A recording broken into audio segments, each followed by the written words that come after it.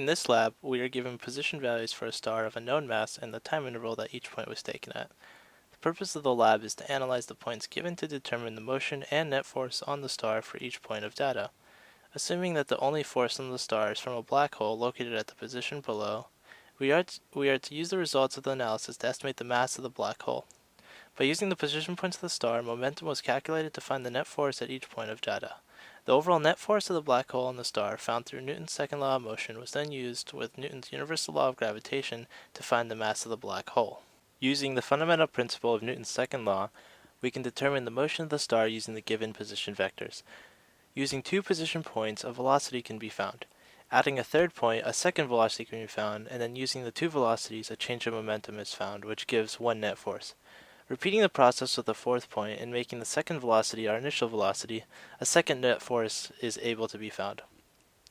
By repeating this process over for each point of the star's position, a series of net forces can be found, and then this series of net forces can be averaged to find the average net force that the black hole is applying to the star. Doing this process by hand is tedious, but with the help of Python we can create a model as well as calculate this average net force very quickly. In creating the model to show the motion of the star accurately, the breakdown of force net is needed.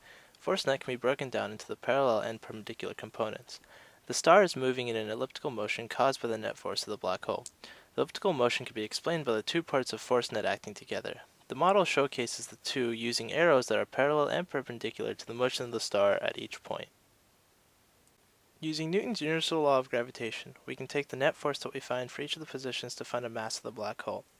Taking the original equation, which is F net magnitude is equal to the gravitational constant times the mass of the star times the mass of the black hole over the distance between the star and the black hole squared.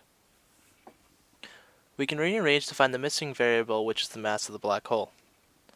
The data in the lab and the model used to analyze the data show that the mass of the black hole was 4.0225 times 10 to the 31 kilograms. To put this in perspective, the mass of our own sun is only 1.9891 times 10 to the 30th kilograms. What does it mean? Why is force net different from the change in momentum over the change in time? Force can be calculated by deriving a function of momentum over time. Since the change in momentum over a change in time is only for two given points, this is just an average force. The same applies for the parallel and perpendicular components of force.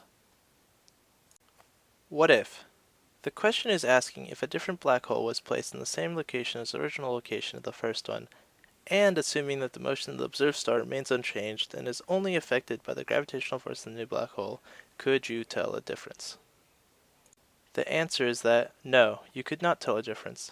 This is because since the motion of the star remains unchanged, the forces that would be calculated from the motion would then also be the same.